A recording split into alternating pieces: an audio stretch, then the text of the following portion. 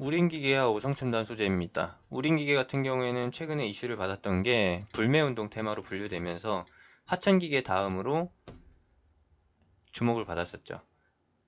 일본산 기계류의 국산화 추진, 이것이 바로 이슈가 됐었는데 그것에 대한 시세 반응은 거의 없었다. 너무 짧았고요.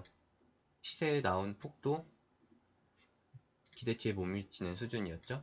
오히려 물리게 될 만한 미끼성 흐름이었다라는 거, 이 정도까지였고, 오성첨단 소재 같은 경우에는 이제 뉴프라이드와 함께 대마초 합법화, 대마초의 의료용 목적 사용 허가 이쪽으로 주목을 받았었는데 현재도 받고 있는데, 뉴프라이드는 계속해서 전환 사채가 진행되고 있고 전환 물량으로 인해서 오버행 악재가 반영되고 있기 때문에 더군다나 이 종목은 더 이상 움직일 수가 없는 수준으로 개미포화 상태에 이르렀기 때문에 테마 쪽으로 봤을 때는 완전히 탈락됐다.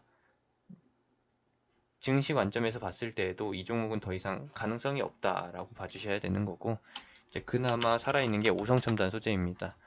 많은 종목들이 이제 마리아나 대마 쪽으로 기대를 바꾸고 있기는 한데 실질적으로 차트적인 반응을 보이는 거는 이제 오성첨단 소재 하나밖에 없다라는 거. 다시 우린기계로 돌아와서 보게 되면은 우린기계는 완전히 후발주 흐름을 보이고 있습니다. 거래량 면에서도 최근에 특징적인 흐름을 보였던 게 너무나 단편적이기 때문에 이 흐름은 연속성이 있을 수도 있고 없을 수도 있다라고 보셔야 돼요. 이렇게 거래량이 없는 종목은 등락폭이 빠르게 발생되게 됩니다. 호가가 완전히 비어져 있는 상태고 5천만원에서 1억원의 매물만으로도 등락폭이 크게 발생될 수 있는 그런 종목의 구조를 갖추고 있기 때문에 거래량이 발생되기 전에는 대응이 어려운 종목이라는 거, 그런 부분에 있어서 절대적으로 전저점, 전고점이 주요하게 반영된다는 것만 알아주시면 되겠네요. 이 종목이 등락이 워낙에 변화무쌍하게 빠르게 진행되다 보니까 미리 매도 주문을 걸고 기다리는 사람들도 있고 특정 가격을 넘어섰을 때 빠르게 매도하는 사람들이 있어요. 시장가 매도나 현재가 매도로. 그런 상황을 대비해서 어떻게 봐야 되냐, 전저점 수준, 전저점 이하 수준으로 내려올 때 잡거나 아니면 전고점 돌파하기 전에 미리 대응을 준비해야 돼요. 그리고 지금과 같은 애매한 위치에서는 언제든지 위아래로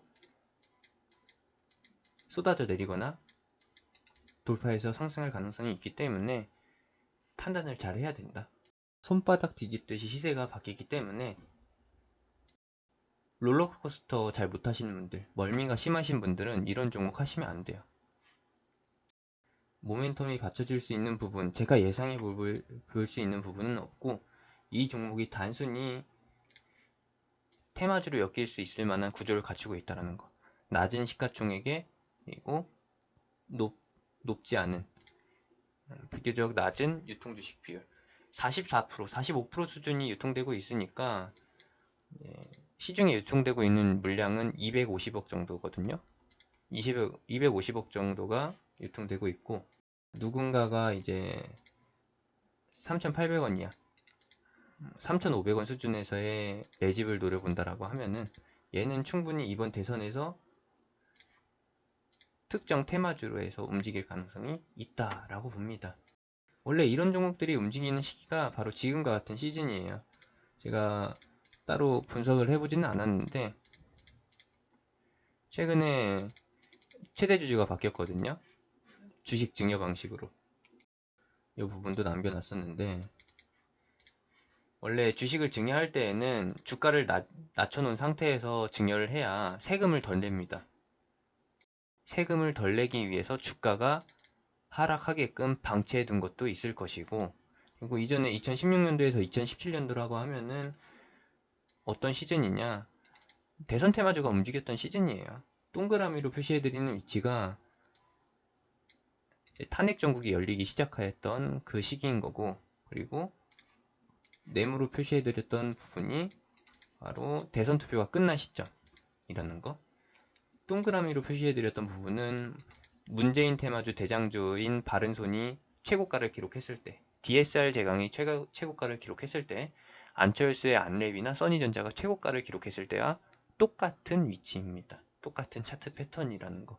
이번에도 역시나 대선 테마로 엮일 가능성이 있다라는 거 체크해 주시면서 봐주시면 되겠고, 2년 관점으로 봤을 때에는, 장기 보유 관점에서 봤을 때는 현재 주가 발목에서 정강이 수준이다 라고 측정을 해볼 수가 있는 거고요. 3,000원 정도의 수준, 3,000원에서 3,400원 수준이 복사뼈 정도라고 추정해 볼 수가 있겠네요. 스냅샷으로 넘어와서 기업의 실적 측면에서 봤을 때에는 상장 폐지 우려가 없습니다. 부채 비율도 낮고, 영업이익이 작년에 2017년도에 한번 꼬꾸라진 적이 있었는데, 이런 것들을 다 리스크로 본다라고 하면 주식 투자를 못하겠죠. 종목의 구조나 최근에 나타났었던 차트 패턴을 보시게 되면은 이번 시즌에도 역시나 가능성이 있는 종목이라는 거. 하지만 현재 단계에서는 멀미가 심하게 날 수 있는 구간이기 때문에 없는 셈 치거나 아예 안 보거나 묻어두거나 아니면 아싸리 현금화하는 거 권장해 드립니다. 낮은 비중이라고 하면은 가져가 볼 만하다라는 거. 오성첨단 소재로 다시 넘어와서 마무리를 해보자라고 하면은, 이건 역시도 단기적으로 봤을 때는 박스권이에요. 누가 봐도 단기 박스권인 것이고, 2,000원 전후 수준에서 2,000원 이하 수준에서 반등이 나오면서 다시 한번 박스권 상단으로 향하는 걸 노려볼 수가 있는데,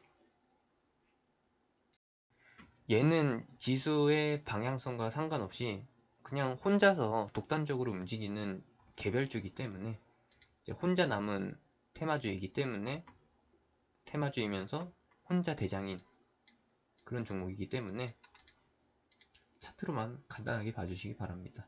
2,000원 수준에서 1,900원 초반선까지 내려올 수 있는데, 이 구간에서의 반등이 안 나온다라고 하면은 1,900원을 이탈해서 1,800원대로 내려온다라고 하면은 손절이 답이겠고, 여기서 1,900원 초반선을 찍고서 반등이 나온다라고 하면은 다시 한번 2,400원 수준까지 반등할 것이기 때문에 요것을 노려봐도 좋고, 방향성이 애매하고 자신 없다. 이 다음 하락이 장대 음봉으로 떨어지는 게 아니라 짜잘짜잘하게 작은 캔들로 해서 떨어진다라고 하면은 주의를 해야 합니다. 이렇게 하락이 진행된다라고 하면은 안 좋아요. 결국에 이렇게 작은 캔들로 조금씩 하락하다가 모멘텀이 받쳐줘야 될 때, 그리고 반등이 예상되는 지점에서 반등이 안 나와줬을 때 장대 음봉이 한 번 더 나올 수 있다는 것이죠. 물론 이 장대 음봉이 이중 저점을 형성하려고 하는 그냥 차트적인 패턴이라 그렇게 해석해 볼 수도 있는 건데, 이 종목 판단하기에 결정적으로 도움이 될 수 있을 만한 시장의 자료가 전혀 없잖아요. 기업의 분석 내용을 봐도 뭐 없죠. 신규 사업으로 이제 의료용 마리아나가 있는데, 대마초가 사실상 마약의 근원 지점, 시작 지점이기 때문에 가장 기본이 되는 재료이기 때문에 국내에서는 합법화될 가능성이 전혀 없다라고 봐주시면 되겠네요. 얘는 현재 시장의 주도 테마가 아니라 그냥 개별 이슈로 타고 가는 종목이라는 거. 대마초 테마 중에서도 홀로 남았습니다. 테마를 이루는 종목도 오성첨단 소재 하나밖에 안 남았고, 유일한 대장도 오성첨단 소재라는 거. 이런 종목 매매하기가 가장 힘든 시기예요. 지금과 같은 시기. 지금과 같은 시기라고 하면은 모든 종목이 잘 가는, 밥값을 해주는, 본전을 해주는 그런 시장 상황이 아니라 꺾이고 있는 상태. 그리고 반등이 나왔을 때 특정 종목만 가는 그런 시점이 됐다라는 거. 그렇게까지만 봐주시면 되겠습니다. 그리고 우린 기계는 천천히 봐주시면 되는 종목이라는 거요. 여기까지입니다.